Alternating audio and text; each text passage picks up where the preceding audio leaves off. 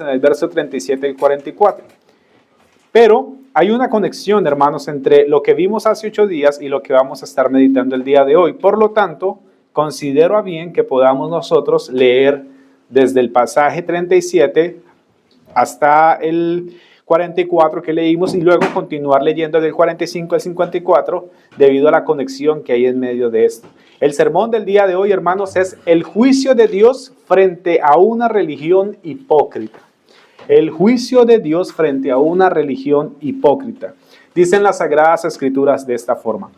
Luego que hubo hablado, le rogó un fariseo que comiese con él. Y entrando Jesús en la casa, se sentó a la mesa.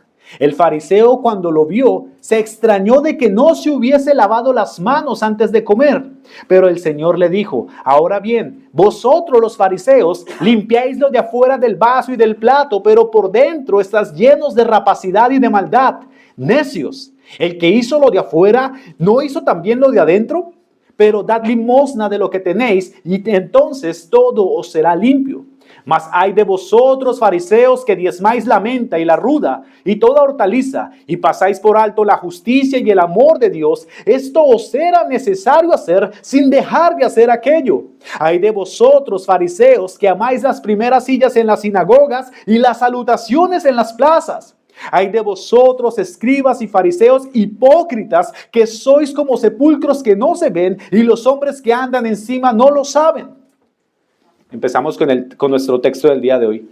Respondiendo uno de los intérpretes de la ley le dijo, Maestro, cuando dices esto también nos afrentas a nosotros. Y él dijo, ay de vosotros también intérpretes de la ley, porque cargáis a los hombres con cargas que no pueden llevar, pero vosotros ni aun con un dedo las tocáis. Ay de vosotros que edificáis los sepulcros de los profetas a quienes mataron vuestros padres, de modo que sois testigos y consentidores de los hechos de vuestros padres. Porque a la verdad ellos los mataron y vosotros edificáis sus sepulcros. Por eso la sabiduría de Dios también dijo, les enviaré profetas y apóstoles, y de ellos a unos matarán y a otros perseguirán, para que se demande de esta generación la sangre de todos los profetas que se ha derramado desde la fundación del mundo, desde la sangre de Abel hasta la sangre de Zacarías, que murió entre el altar y el templo. Sí, os digo que será demandada de esta generación. Hay de vosotros, intérpretes de la ley, que habéis quitado la llave de la ciencia. Vosotros mismos no entrasteis, y a los que entraban se los impedisteis. Diciéndoles él estas cosas, los escribas y los fariseos comenzaron a estrecharle en gran manera y a provocarle a que hablase de muchas cosas, acechándole y procurando cazar alguna palabra de su boca para acusarle. Amén. Vamos a orar. Padre, necesitamos de ti para poder entender tu palabra. Necesitamos de tu Espíritu, Padre. Padre, solo somos hombres con limitaciones. Te suplico que envíes a tu Espíritu a este lugar para que cada uno de mis hermanos pueda entender tu palabra. Y que tu Santo Espíritu pueda convencerles, Señor, de pecado. O pueda exhortarles o animarles también de igual manera, Señor, a seguir caminando verdaderamente, huyendo de la superficialidad y de una fe falsa e hipócrita. Ayúdame a mí, Padre, a poder expresar con claridad, Señor, este pasaje. Y sé tú, Señor, hablando a través de mí, Señor. Permite que pueda ser fiel, Señor, a las Escrituras. Y de que de ninguna manera, Señor, trate de desviarme ni a derecha ni a izquierda, Señor. Porque aquellos que enseñan y tuercen la palabra, tu palabra dice, Señor, que serán condenados duramente. Te suplico que tengas misericordia de esta iglesia y que tengas a bien hoy, Padre, hablar a cada uno de nosotros aquí. Glorifícate en medio de esta enseñanza. Te lo pido en Cristo Jesús. Amén y amén.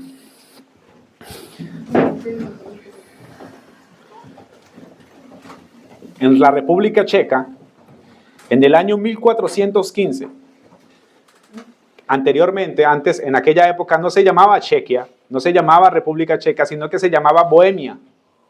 Hubo un hombre allí que predicaba las Escrituras, un estudioso de las Escrituras llamado John Hughes. Él predicaba un mensaje completamente diferente, aunque era un sacerdote católico romano.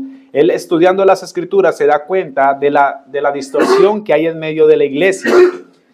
Y se da cuenta de que la autoridad suprema no es el Papa de Roma, sino que la autoridad suprema es Cristo y su palabra.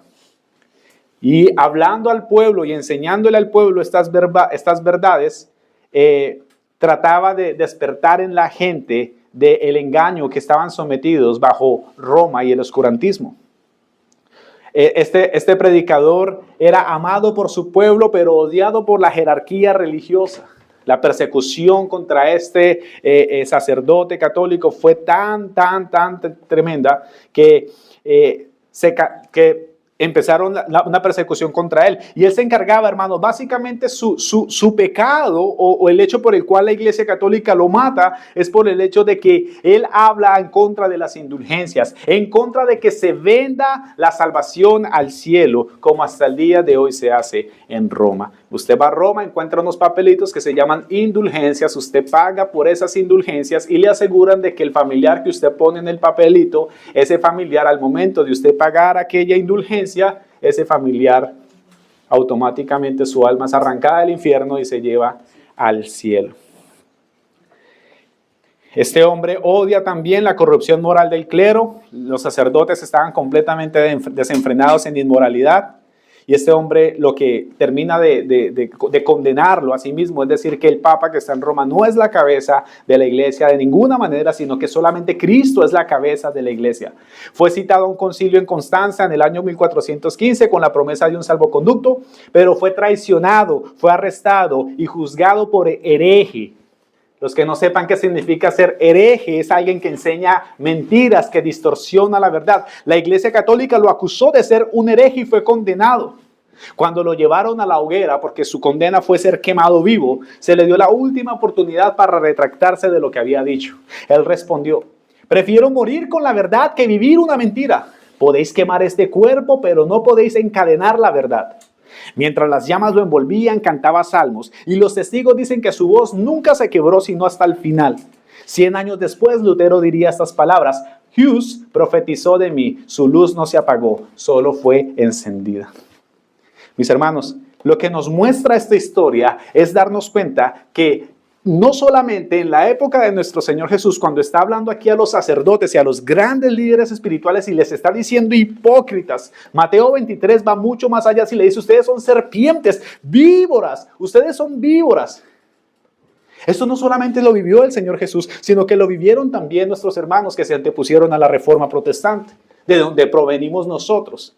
No debemos olvidar nunca, hermanos, el hecho de que la libertad que tenemos nosotros de las Escrituras y todo esto fue el pago de la sangre de muchos otros hermanos del pasado que el día de hoy nos permiten disfrutar de lo que nosotros disfrutamos, de una predicación sana, de iglesias independientes, con gobiernos independientes.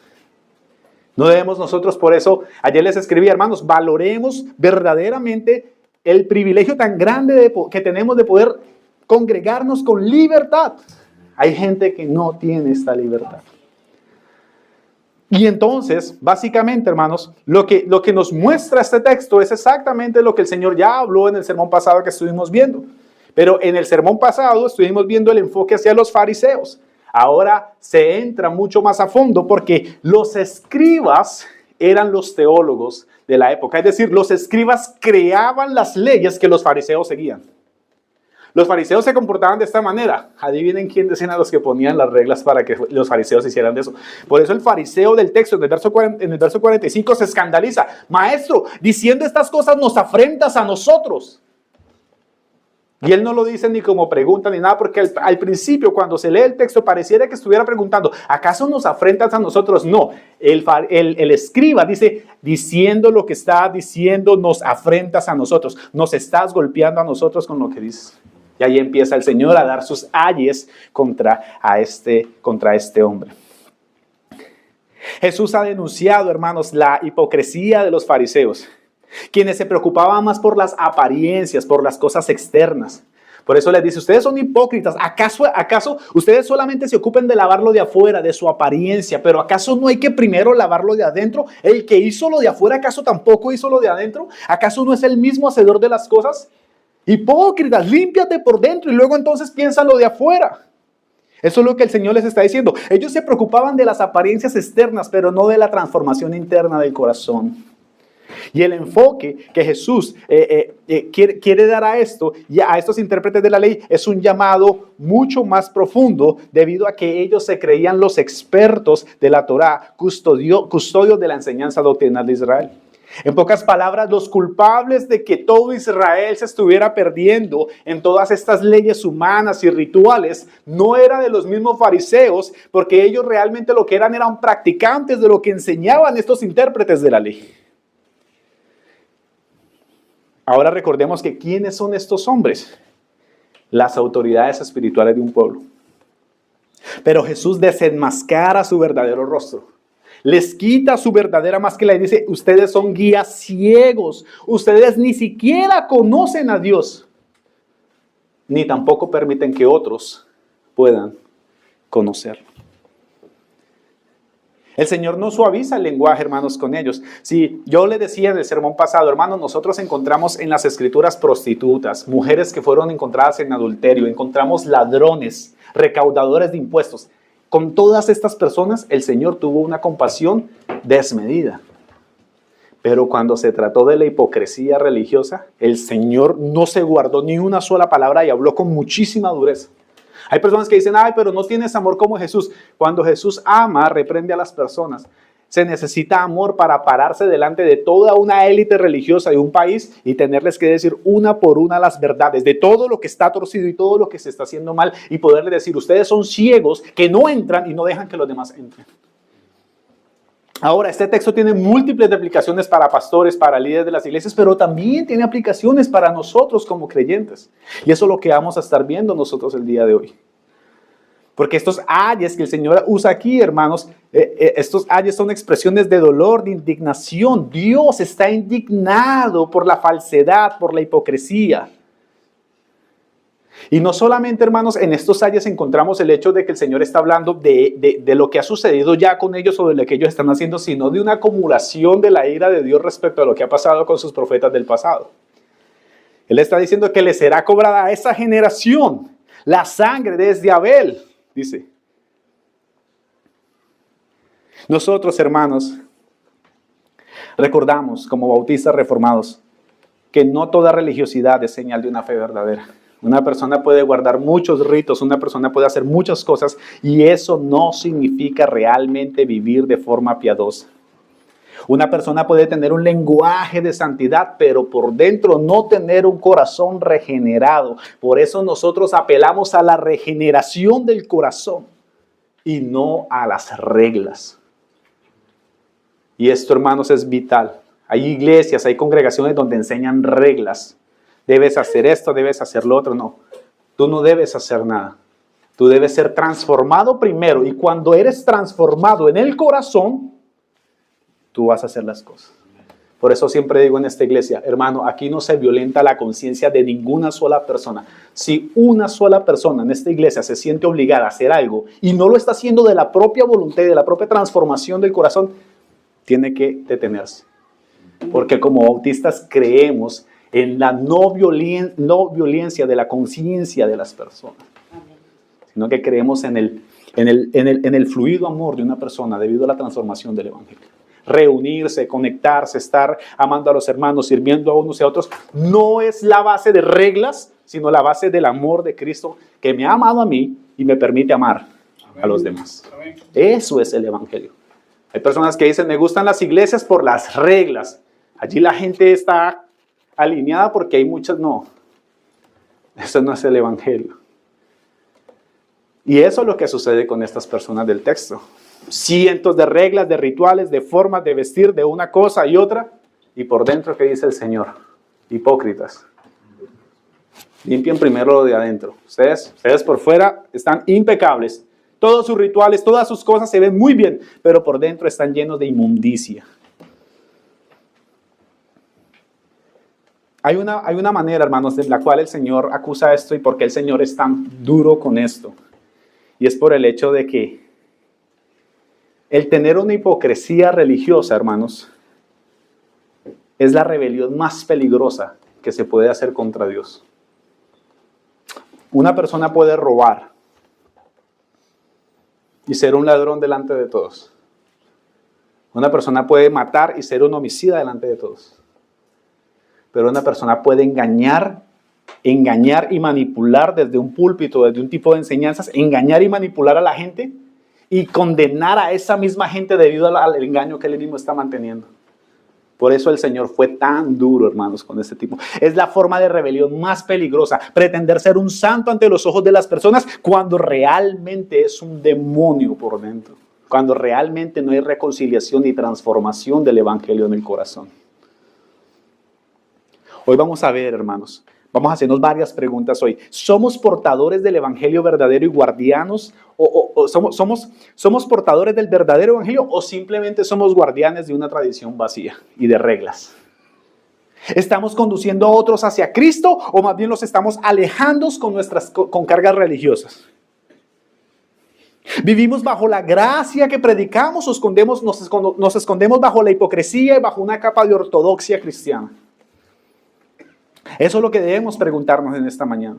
En el primer punto, una religión hipócrita impone cargas sin misericordia. Mire lo que dice el texto y la primera acusación que el Señor tiene contra estos intérpretes de la ley es esta. Hay de vosotros también, intérpretes de la ley, que cargáis a los hombres con cargas que no pueden llevar, pero vosotros ni aun con un dedo las tocáis.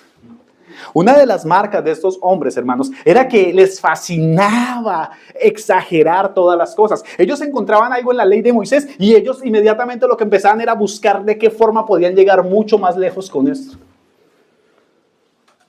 Ellos empezaban a mirar, bueno, pero no lo puedes hacer así, pero no lo puedes hacer. Pero cuando se trataba de ellos decían, por ejemplo, nosotros sí podemos escaparnos de esto de esta forma.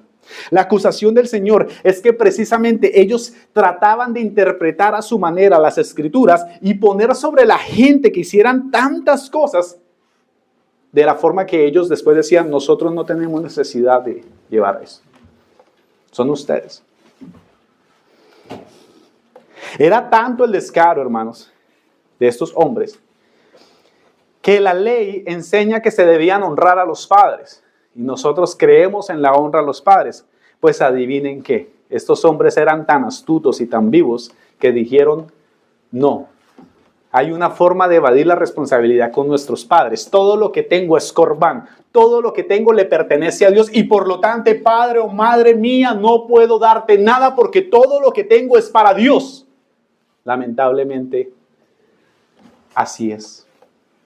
Estos hombres torcían todas las cosas de forma que verdaderamente, hermanos, no tenían ningún tipo de piedad, aunque aparentemente tenían una gran religión que llevar. Como vimos hace 8 días, estos hombres, hermanos, cuando nosotros vemos los diezmos en el Antiguo Testamento, nosotros vemos que eran hortalizas, eran verduras, era comida en general. Cuentan los historiadores, hermanos, y muchos comentaristas que estos hombres contaban hojita por hojita de las hortalizas que debían de diezmar. A modo que si eran 1000 hojitas, entendían que debían dar 100. Pero imagínense ustedes estos hombres tan quisquillosos en estas cosas, que eran capaces de sentar a contar hoja por hoja, y eran capaces de violar la ley de Dios en cuanto al mandamiento de honrar a sus padres. Yo diezmo todo lo que tengo. Y por eso el Señor incluso no los condena por eso, los alaba. Incluso dice, ustedes diezman lamento, ustedes diezman todo. Pero ustedes se han olvidado de lo más importante, la misericordia y el amor de Dios. Esta gente, hermanos, esos intérpretes diseñaban las normas minuciosamente, añadiendo tradiciones. Muchas de las cosas que estos hombres habían impuesto sobre el pueblo eran simplemente puntos de vista humanos. Bueno, vamos a hacer esto así, pero no porque estuviera en la ley de Moisés realmente, sino que ellos mismos estaban creando para el pueblo un sistema opresivo que les permitiera llevar cargas de las cuales ellos no querían ser partícipes. Por eso el mismo Señor les dice, ustedes cargan a los hombres y esas cargas son imposibles de llevar, no las podían llevar. Y de esa forma es que condena el Señor a estos hombres. ¿Cómo sería, hermanos, la forma y el ritualismo tan tremendo que tenían estas personas? Que cuando vimos el texto de hace 8 días del lavamiento de las manos, estos hombres se levantaban a lavarse las manos durante una cena varias veces. 3, 4 veces durante una misma comida. Esta es la esencia de la hipocresía, hermanos. Predicar una carga para una persona, exigirle a una persona una cosa, cosas que yo mismo no soy capaz de cargar. Sería muy hipócrita, por ejemplo, decirles, hermanos, es importante de que ustedes tengan un culto familiar en sus casas. Y yo predicarlo desde aquí, decirles, hermano, cualquier persona, aquí nadie, aquí todo el mundo tiene que tener un culto familiar en su casa, tiene que orar con sus hijos, leer las escrituras. Y yo no hacerlo en mi casa, ¿verdad? Eso es hipócrita y Dios aborrece ese tipo de prácticas. Cuando yo cojo como pastor de esta iglesia, como un predicador, poner una carga sobre una persona, cosa que yo mismo no estoy haciendo. Eso es religión hipócrita. Y eso es altamente condenable en las Escrituras. Muchas veces no necesitas ser un pastor, puede ser un hermano que le dice a un hermano, hermano, tú tienes que hacer esto, cuando realmente tú eres tan hipócrita que tú no lo haces. El verdadero liderazgo, hermanos, se manifiesta en la forma de que somos los primeros que hacemos las cosas para que después otros también las hagan. Y esto era algo que estos hombres no hacían ni practicaban en lo absoluto. Cargas. En esta misma ciudad hay una iglesia aquí, IMC. El hombre apóstol de esa iglesia obliga a la gente a ir a las 3 de la mañana a orar una montaña en invierno, menos 18, menos 15 grados. ¿Saben cuántas veces él ha ido? No va. Eso es hipocresía. Eso es hipocresía. Y tendrá el pago por esto. ¿Qué estamos practicando nosotros? ¿Qué transmites tú, por ejemplo, cuando predicas el Evangelio? A veces, yo les decía, a veces tenemos que estudiar verdaderamente el Evangelio porque nosotros conocemos a una persona e inmediatamente le decimos, tienes que dejar de fumar, tienes que dejar de tomar, tienes que dejar... No. O sea, eso se lo enseñan en los mismos que le venden el tabaco a este joven, a estas personas. Ahí dice, oye, consumir esto te tumba todos los dientes y te da cáncer. El que mismo que le vende la botella de alcohol le dice, oye, esto aquí hay un aviso así de grande que dice que esto... O sea, una persona que tiene todos estos vicios, no necesitas que tú le digas, tienes que, reglas, no, tú tienes que decirle, hay un Dios todopoderoso que puede hacer que tú venzas todo este poder que el pecado tiene contra ti. Él puede romper eso y puede librarte de la esclavitud de todos estos vicios. ¿Qué estamos transmitiendo nosotros cuando realmente predicamos el Evangelio? ¿Estamos imponiendo reglas o estamos más bien predicando el Evangelio que transforma el corazón? Nosotros predicamos la ley de Dios y la ley de Dios revela el pecado. Y debemos predicar la ley de Dios para que todos sepan que son pecadores. Pero después de la ley de Dios que predicamos el Evangelio que te dice, mira, tú no puedes cumplir esto, lo siento, estás imposibilitado. Pero el Evangelio, Cristo, su transformación, el poder de su Espíritu en ti puede permitirte deleitarte en esta ley de Dios. Y la obra que Él hizo es la única que puede salvarte. Amén. Hay muchas personas, hermanos, que realmente no están pastoreando con compasión, sino con exigencias moralistas y vacías. Tienes que hacer esto, tienes que hacer esto, tienes que hacer esto, tienes que hacer esto. Esto era lo que hacían estos falsos maestros. Reglas de las cuales el Señor mismo le dice, ni ustedes son capaces de llevar esas reglas, porque son tan hipócritas y se las ponen a la gente. Muchos de nosotros somos muy hipócritas cuando, por ejemplo, exigimos cosas de nuestros hijos que nosotros ni siquiera estamos siendo capaces de hacer. Lee tu Biblia, ora. Oye, papá, yo a ti no te veo orar, yo a ti no te veo leer la Biblia. Ama la iglesia. No, el papá se queda en la casa varios fines de semana. No le importa.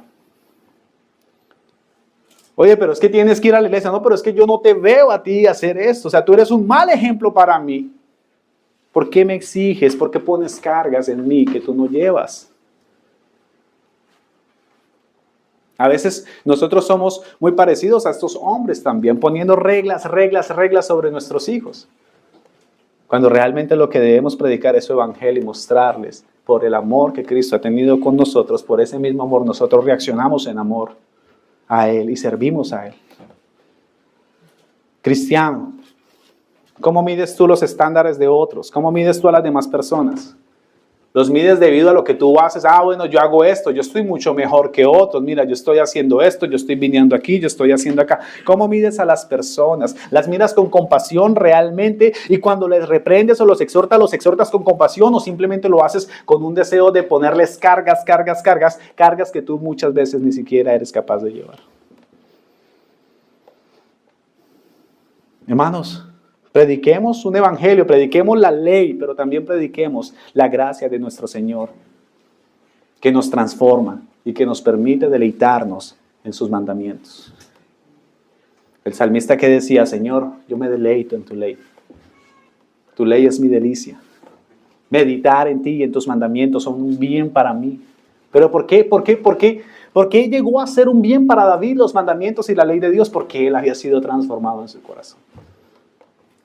Cuando nosotros recibimos una persona como miembro de la iglesia, es muy importante, porque es una persona que va a gobernar con nosotros esta iglesia. Imagínate si es una persona no regenerada y esa persona empieza a actuar mundanamente, a gritar, a hacer cualquier espectáculo. Y quizás a poner carga sobre nosotros. O quizás sin entender el evangelio no entiende muchos aspectos de la vida cristiana, de la compasión. Y quiere cargarnos con cosas, o nosotros quizás cargar a esa persona. Debemos tener mucho cuidado, hermanos, de que todos realmente hayamos sido regenerados. Y por eso se hace un proceso de meses de estudio, estudiando la ley, estudiando el evangelio, cómo Cristo nos salva, cómo nos santifica, cómo nos adopta. La verdadera religión, hermano, no son reglas. Y que Dios nos libre, hermano, de estar poniendo reglas sobre las personas. Y sobre todo cosas que nosotros mismos no somos capaces de llevar. Eso es lo más hipócrita y eso es lo que el Señor más condena con vehemencia. En el segundo punto, hermano, vemos una religión hipócrita que honra a los profetas del pasado, pero rechaza su mensaje del presente. Resulta y pasa que estos hombres hablaban acerca de que ellos no eran como sus padres. ¿Qué hicieron los israelitas siempre que el Señor les mandó profetas? Los mató, ¿verdad? O sea, el pueblo elegido de Dios, Dios mismo les envía profetas y estos los matan, ¿verdad? Bueno, de alguna manera en la época de nuestro Señor se había creado esta conciencia de, bueno, sí, o sea, nosotros venimos de parte de nuestros padres, pero nosotros no somos igual a ellos, nosotros ya hemos cambiado. Y para mostrar que nosotros hemos cambiado, nosotros hemos edificado los sepulcros de los profetas. Y en cierta manera se cree que estos hombres habían edificado verdaderamente sepulcros y con algunos mensajes alusivos a los profetas. Este profeta hizo esto, este profeta hizo esto otro. Y el Señor les dice, hay de vosotros que edificáis los sepulcros de los profetas. Sois testigos y consentidores de los hechos de vuestros padres. El Señor los condena en el sentido, hermanos, de que aunque ellos dicen a rechazar el hecho de que sus padres mataron a los profetas, ellos no se están dando cuenta de que están haciendo exactamente lo mismo en el sentido que están rechazando el mensaje verdadero de Jesús. Dios mismo les envía a su Hijo, el gran profeta, para que crean en Él, para que lo escuchen a Él, y estos hombres se oponen con vehemencia al mensaje del Evangelio. Y se escandalizan por el hecho de que el Señor Jesús lo que hace es quitar las máscaras de todas las personas que se acercan y dicen, yo hago esto, nosotros somos esto. ¿Por qué no te lavaste las manos, Jesús? Porque lo que desencadena toda esta conversación tan dura, tan pesada, es el hecho de que Él no se lavó las manos. Ahora, yo decía hace 8 días, hermanos, no se trató de un ataque contra la higiene. No, el Señor no quería lavarse las manos, sino que lo hizo con intencionalidad de mostrar a estos hombres lo huecos que eran, lo vacíos que estaban en tanta regla y en tanta cosa. Estos profetas, estos religiosos de la época pretendían honrar a los profetas del pasado, construir hermosos sepulcros, pero en realidad, hermanos, tenían el mismo corazón rebelde de sus padres. De alguna manera ellos no se sentían culpables de haber asesinado a los profetas, pero el corazón de sus padres estaba todavía en ellos, a pesar de que no los habían asesinado. Los monumentos que pretendían tener la apariencia de piedad en haber construido un monumento, en quizás haber escrito algunas cosas, no mostraban realmente una transformación en sus corazones, sino que ellos seguían resistiendo a la verdad divina. ¿Y por qué dices eso, hermano? Bueno, sencillamente porque ellos lo que hacían eran torcer las escrituras de forma que ponían cargas en la gente y no liberaban a la gente de esas cargas.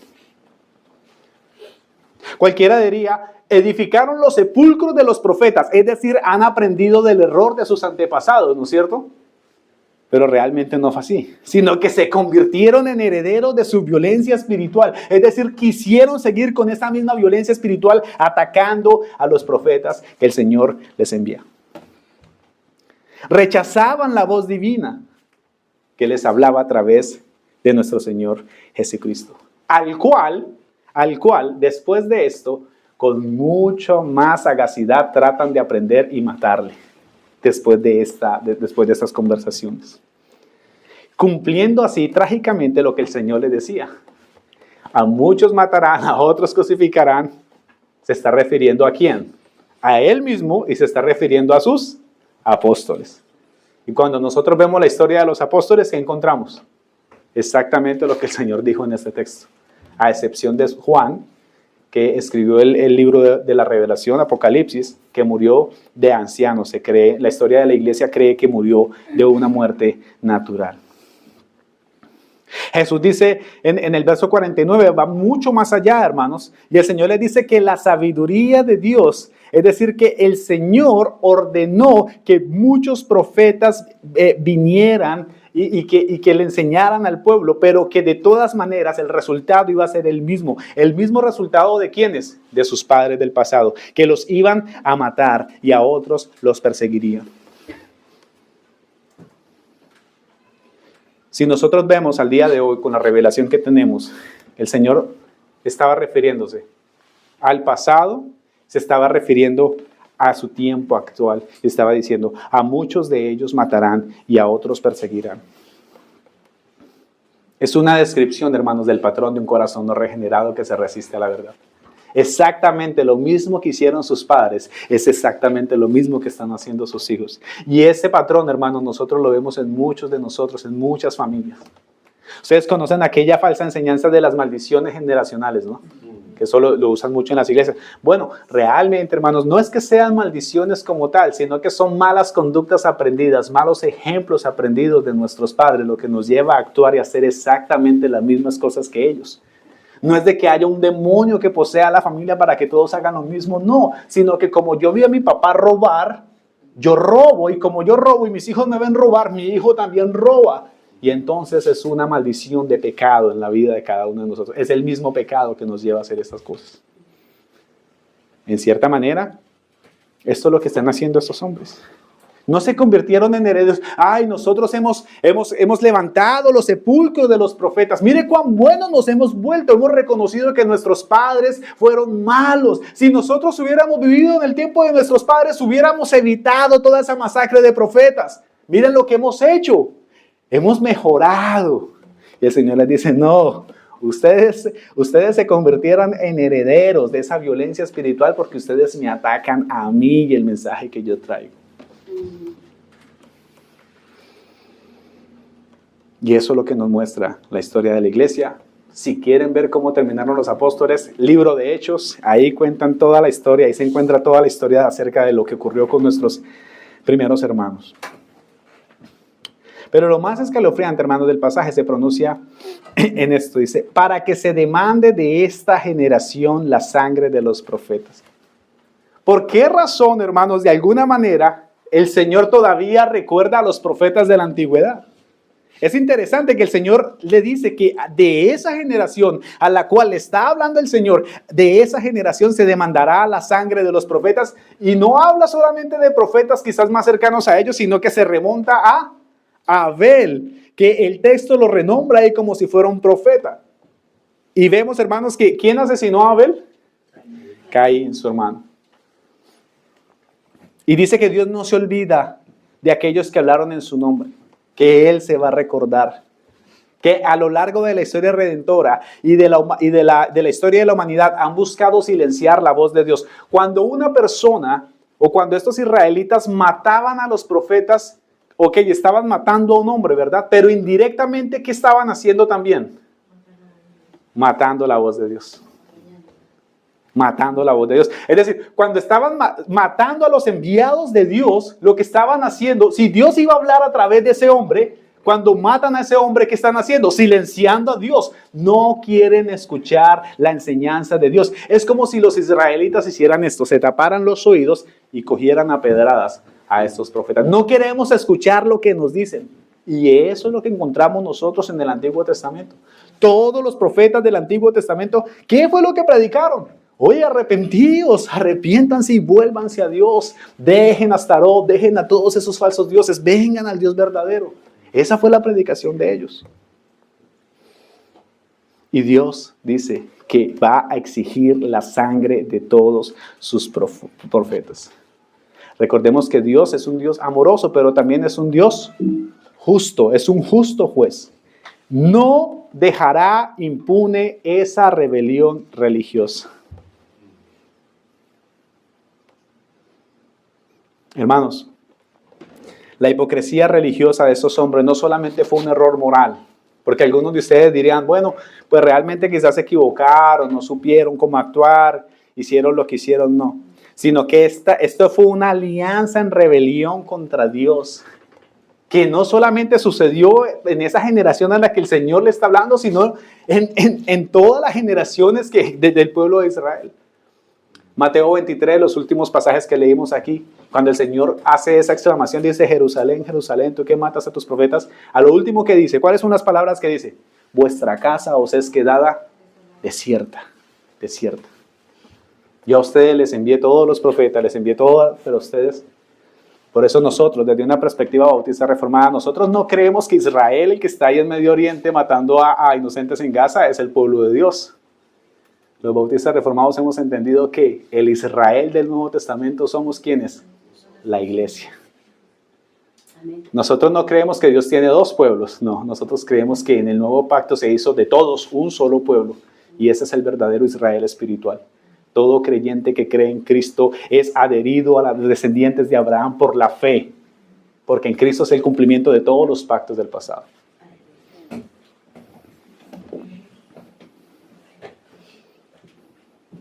Hermanos, honrar a los profetas del pasado mientras se ignora el llamado actual del Espíritu de Dios es inútil, es idolatría. Venerar la forma, pero rechazar el contenido.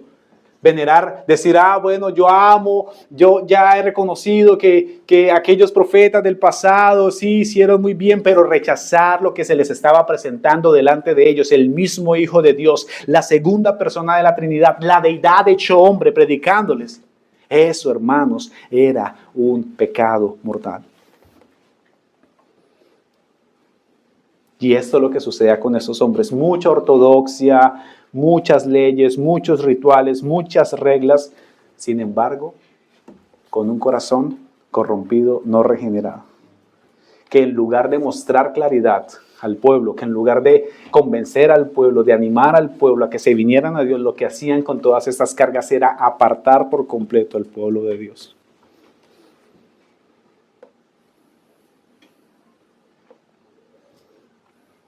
Y aquí se resalta, hermanos, la gravedad del juicio divino. Dios es paciente. Dios es muy paciente, pero no es pasivo en sus juicios. Dios es paciente para que todos aquellos que han de creer en su evangelio crean, pero su juicio se llevará a cabo sí o sí. Su juicio no se puede detener. Es paciente en la forma que espera. A mí me esperó 25 años, pero no es pasivo en el sentido de que lo va a pasar por alto, sino que su juicio está ahí.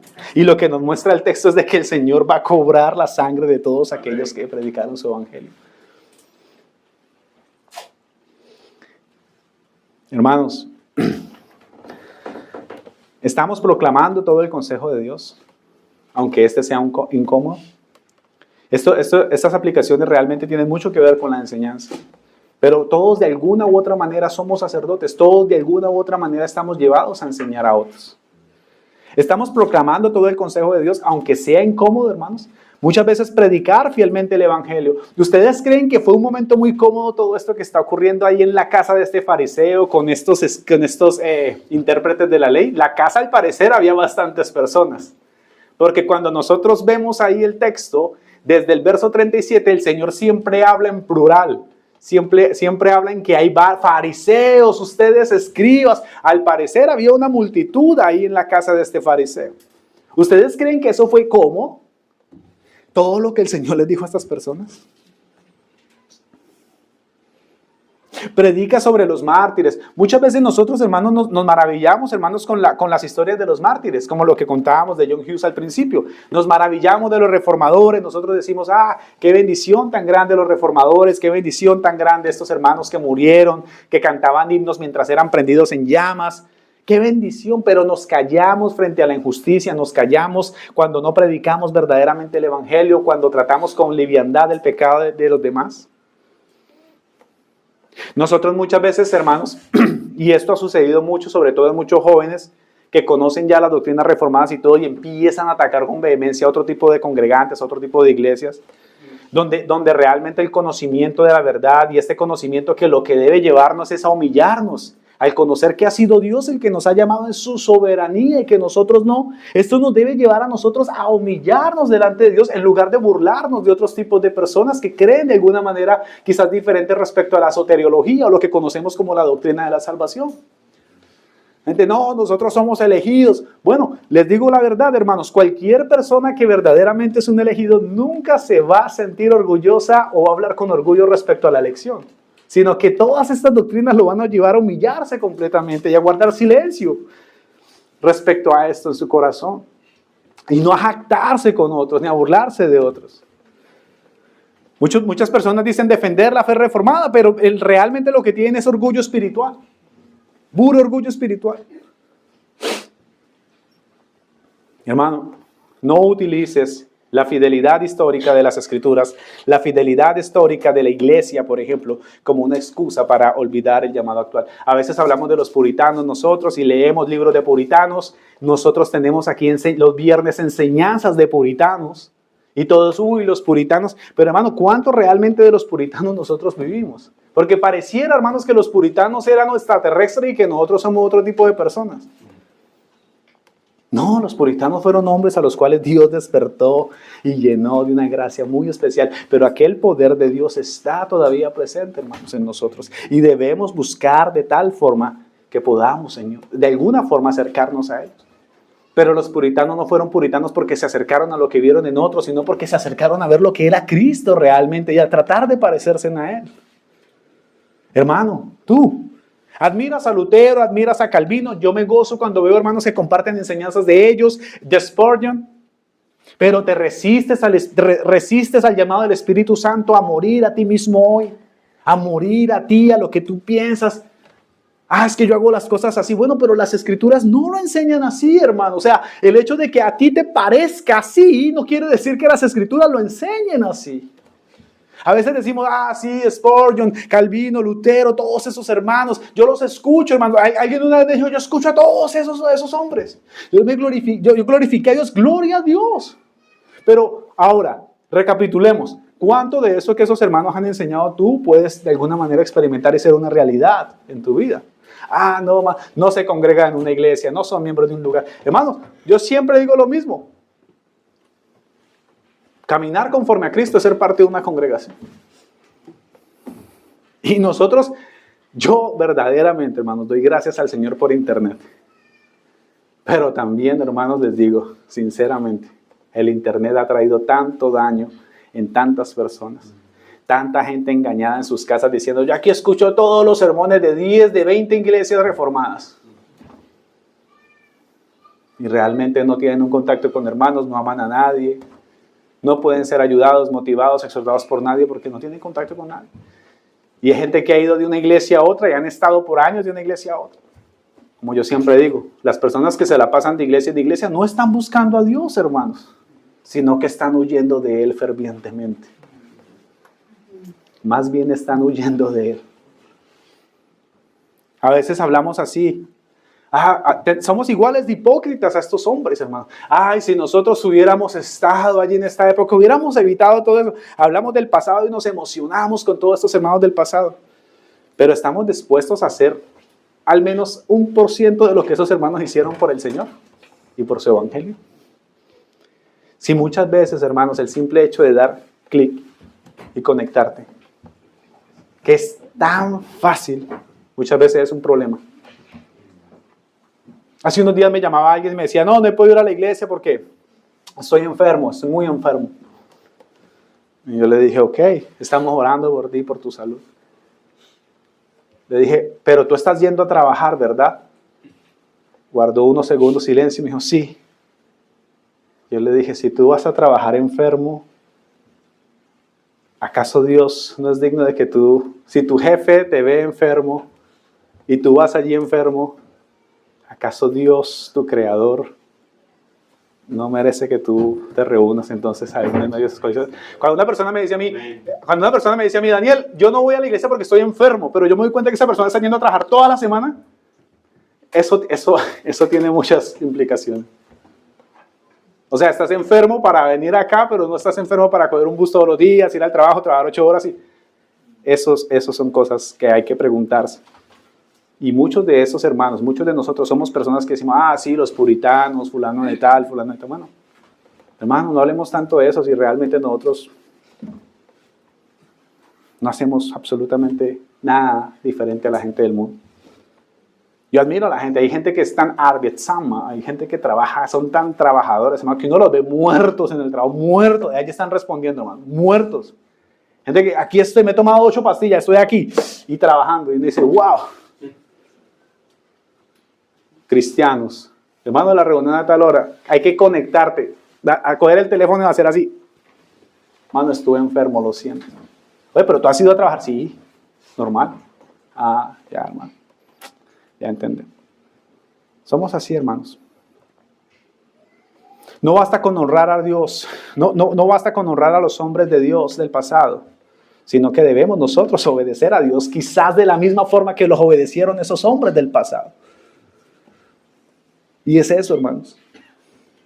Muchos de nosotros, realmente, hermanos, yo les decía hace 8 días en el sermón, a veces nosotros leemos esto de los fariseos y de los intérpretes de la ley y decimos, uy, no, nosotros ni cerca de esa gente estamos.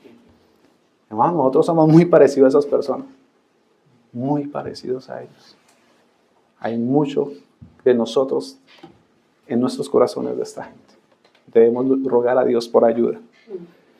Punto número 3, una religión hipócrita cierra la puerta del conocimiento y estorba la salvación. Miren la acusación tan grave en el texto. Hay de vosotros, intérpretes de la ley, porque habéis quitado la llave de la ciencia, vosotros mismos no entrasteis, y a los que entraban se los impedisteis. Hermanos, qué acusación tan dura. Hace unos días leía yo que un buen maestro hace ver fácil lo que es difícil. Cuando una persona es catalogada un buen maestro, es una persona, yo recuerdo que tener algunos maestros así en la escuela, que habían cosas que eran difíciles de entender, hermanos. Por ejemplo, en matemáticas, pero había gente que tenía esa capacidad, hermanos, de alguna manera, todos esos disparates en el tablero te los hacía entender de una forma muy fácil. Y esas personas son los buenos maestros. Un buen maestro es aquella persona que lo difícil te lo simplifica y te lo enseña de una manera práctica y fácil. Hermanos, estos hipócritas hacían todo lo contrario. Algo supremamente sencillo, lo que hacían era imponer reglas y torcer todo de una manera que la gente quedaba completamente perdida. Esta es la peor rebelión de todas y el peor pecado de todos. Hacerse maestros y luego complicar todo para que nadie entre. Se les da la llave de la ciencia y les dicen, aquí está la verdad para que la enseñes a otro y para que otros se salven. Sálvate tú y luego salva a los demás. ¿Y saben qué hacen estas personas, hermanos? Guardan la llave, la botan, no entran ellos y cierran para que nadie más entre y se pierden todos. Eso es lo que el Señor está condenando aquí. Esto es lo que el Señor está diciendo. Cuando un hombre, hermanos, es llamado al ministerio o es llamado un pastor y empieza a enseñar herejías, mentiras, a engañar, como hacen tantos falsos predicadores de la prosperidad, a prometerle a la gente cosas, que no van a tener problemas, que no va a pasar esto, que no va a pasar lo otro. Hermano, lo que están haciendo es esconder la llave de la ciencia que se les ha dado, la autoridad que la iglesia les ha dado para que prediquen el evangelio de verdad. Se lo toman para ellos, se niegan ellos a entrar, cierran la puerta y condenan a todos los que están en esa iglesia ahí dentro. Hay gente y hay iglesias que se van todos completo. ¿Por qué? Aunque el pastor tendrá la peor condenación de todas, porque el texto nos dice en Santiago que no os hagáis maestros muchos de vosotros, sabiendo que recibiréis mayor condenación, pues reciben la mayor condenación por motivo de que esos falsos maestros arrastran a multitudes completas al infierno. Tenían la llave para mostrar la verdad del evangelio, sin embargo la tomaron para ellos, la botaron, no entraron ellos y cerraron las puertas para que todos fueran condenados. Esto es abominable, abominable. Y esto es lo que el Señor le dice a estas personas. Piensa en esto, eres un intérprete de la ley. Estás en una cena, separa a Jesús, aquel que no se lavó las manos. Tú eres el responsable de que toda la gente pueda creer en Dios y entender a Dios y puedan vivir para Él. Lo que has hecho, has distorsionado todo el mensaje y no les has dado claridad en nada. Durante muchos años lo único que has hecho es despojar a viudas, aprovecharte de toda la gente desvalida. Se para este hombre y te dice, tú que tenías la autoridad y la llave de la ciencia para enseñar la verdad, tú mismo la botaste, tú mismo no creíste en lo que decías creer, tú mismo no conocías a Dios y evitaste que la gente que quería conocer a Dios se perdiera por completo. Esta es la condenación más dura que recibirán estos hombres por hacer esto. Porque debían ser portadores y transmisores de la revelación divina. Pero actuaron mal. Perversamente cerraron la puerta. Se les dio el conocimiento verdadero. Se supone que debían entender y tener el conocimiento verdadero, el acceso a la verdad revelada por Dios en las Escrituras. Sin embargo, no quisieron hacerlo. Ahora, el Mesías se presenta. El Mesías que están esperando. Hoy en día esas personas que se están matando allí en Medio Oriente siguen esperando el Mesías. No, nuestro Mesías ya vino y ellos mismos lo rechazaron. Ellos mismos lo mataron. Ellos mismos dijeron, libéranos a Barrabás. ¿Y qué hago con este? Dijo Pilato, crucifícalo, crucifícalo, crucifícalo. Esos mismos hombres a los cuales el Señor está exhortando son los mismos que semanas después se van a parar y van a empezar a gritar, crucifícalo, crucifícalo. Pilato mismo, un romano pagano, dice, yo no veo nada de malo en este hombre. No importa que tú no veas nada de malo, crucifícalo, haznos ese favor.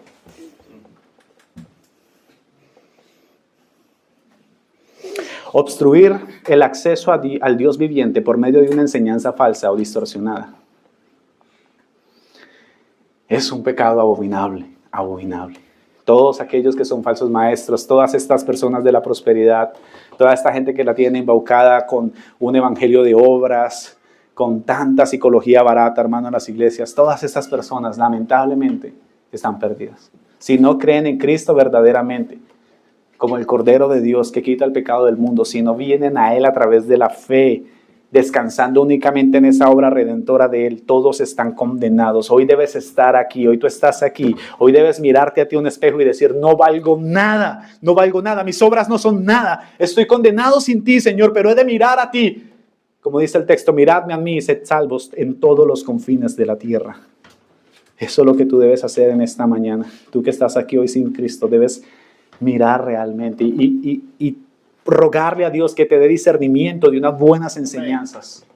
Señor, dame discernimiento para entonces entender verdaderamente las enseñanzas y no caer en falsas enseñanzas, en falsos maestros, en falsas iglesias.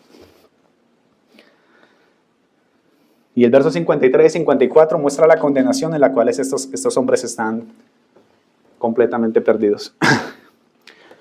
Cuando la verdad es predicada a una persona realmente y la persona le duele, a todos nos duele cuando se predica el evangelio y sabemos que somos culpables, nos duele.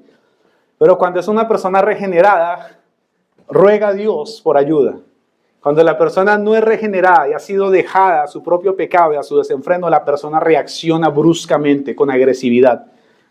Esos hombres, hermanos, empezaron a alegar como si fueran perros que se fueran a morder. ¿Ustedes han visto alguna vez una escena de perros que se empiezan a atacar entre ellos? Agresivos, que son capaces de arrancarse en parte de su mismo cuerpo.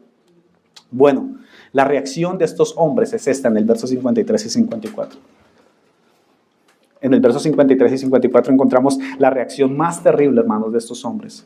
Voy a leerla para ustedes.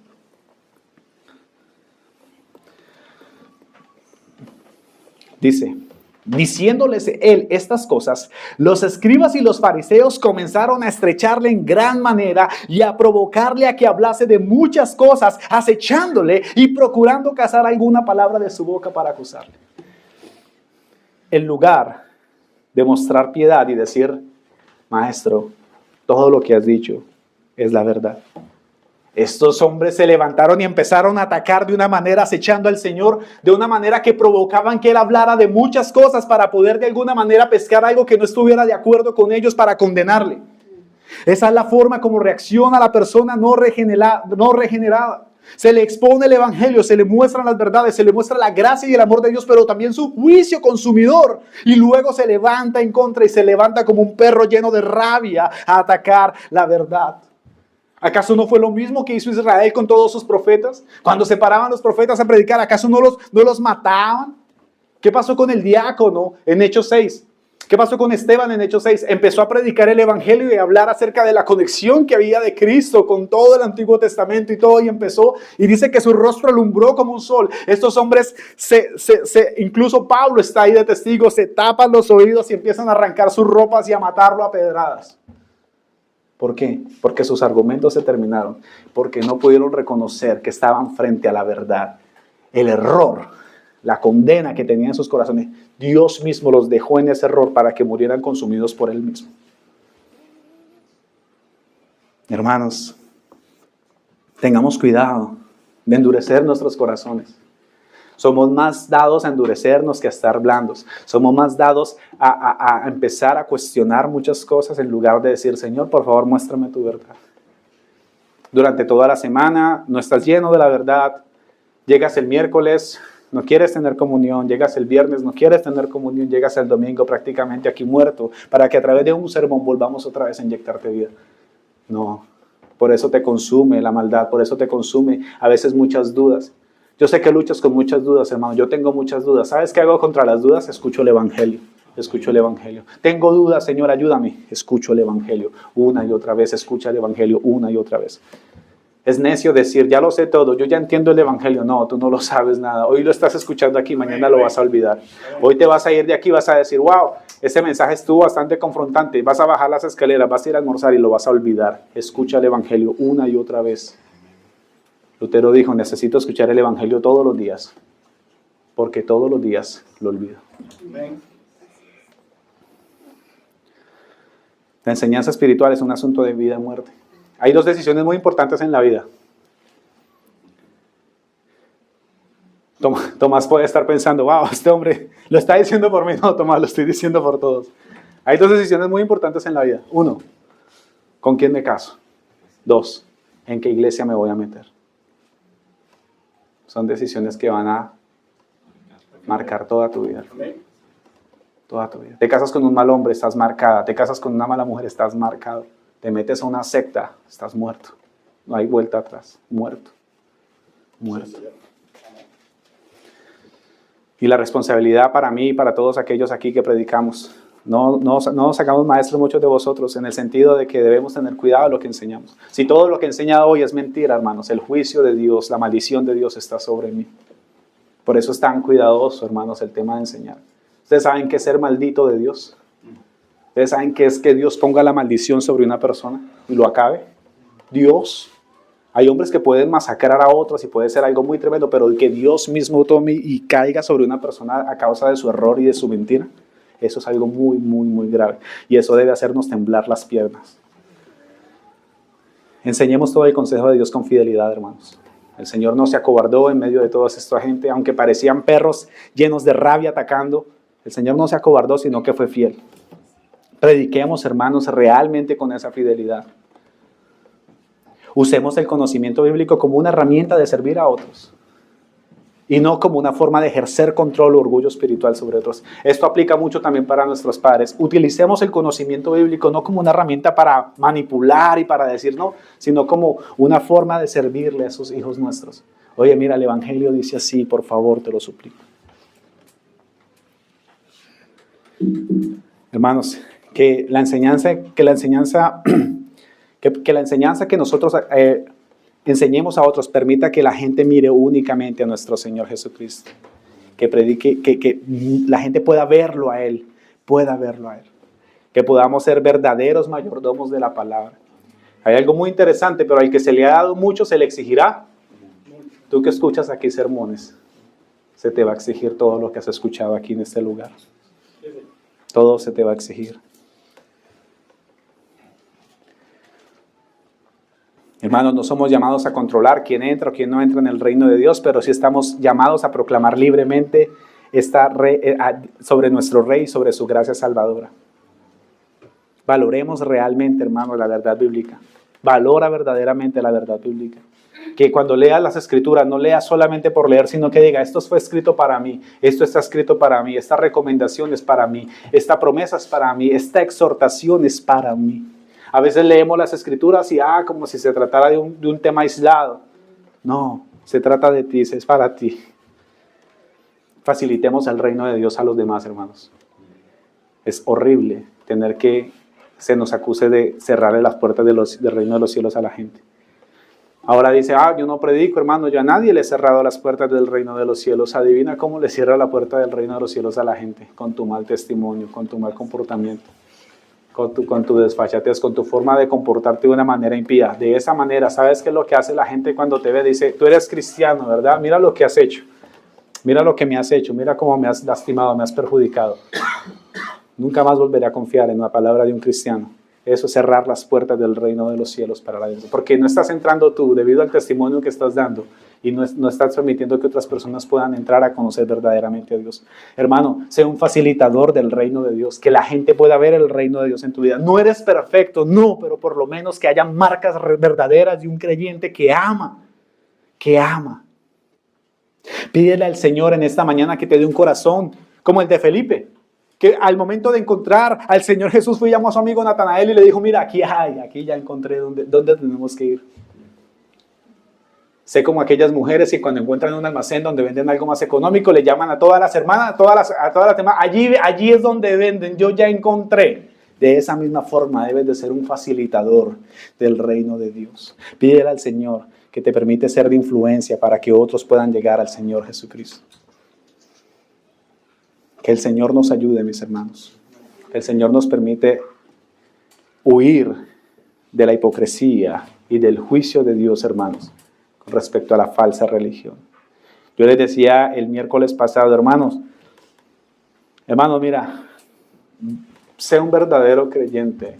No hay cosa tan horrible, hermano, que ser un falso creyente. Que la gente, hermanos, si nos rompen por dentro y nos destapen, diga, este hombre verdaderamente era lo que decía ser. Que si tu teléfono se pierde y una persona accede a toda tu información, digan, mira, es exactamente el mismo hombre y la misma mujer que me decía ser. Es exactamente la misma persona que me decía ser. Que si alguna vez se filtran tus datos, se filtra toda tu información, la gente puede decir, mira, era real. De esa manera tienes que tratar de vivir. Y sobre todo, obra con el ejemplo. Hermano, no pongas cargas en las personas que tú no llevas. No pongas cargas en tus hijos que tú mismo no llevas. No seas hipócrita. ¿Quieres que tus hijos hagan cosas? Tú mismo haz esas cosas. Luego ellos van a ver lo que tú haces y luego se va a replicar eso en tu familia. El desorden, las malas costumbres, los pecados. Eso es lo que nosotros replicamos, eso es lo que nuestros hijos replican después. ¿Cómo puedo exigir yo a mi hijo que se comporte de una forma si yo no lo comporto? ¿Cómo le voy a exigir a mi hijo que ore si yo no? Eso es ser hipócrita, eso es ser un fariseo, eso es ser un escriba de los que nos cuenta el texto. Que el Señor nos ayude, que mostremos más bien gracia. Que no honremos solamente el testimonio de los antiguos y digamos, ay, Lutero, ay, Calvino. Si hubiera un Calvino, un Lutero aquí, ya esto sería mejor. No, sino que tú mismo decidas ponerte como meta el poder honrar las Escrituras, quizás mucho mejor que lo que hicieron aquellos hombres del pasado. Que tu conocimiento de Dios, y esto es un error común en las iglesias reformadas, que el conocimiento de Dios no nos haga, ay, conocemos mucho, pero realmente amar poco, sino que más bien lo que conocemos nos permita amar a otros con mucha más profundidad. Y que la llave de la ciencia que nos ha sido entregada, hermanos, que abramos la puerta a mucha gente. Qué horrible, hermanos, es cerrar, coger la llave y esconderla y dejar que la gente pierda. Qué horrible, qué horrible. Hermanos, si se te ha dado la llave de la ciencia, se te ha mostrado a Cristo, su evangelio, todo lo que Él ha hecho por su pueblo, mira, coge esa llave y abre los corazones de los hombres para que entren también. Como dice el Lucas, un texto que en el futuro vamos a tener que predicar. El Señor ha invitado a la gente a su mesa y muchos no quisieron venir, y el Señor manda a sus siervos y les dice, ve, toma los cojos, los mancos, ve por el camino, por los vallados y fuérzalos a entrar. Hermanos, que ese sea nuestro deseo, que mucha más gente conozca del Señor y que no seamos tropiezo para ellos. Oremos.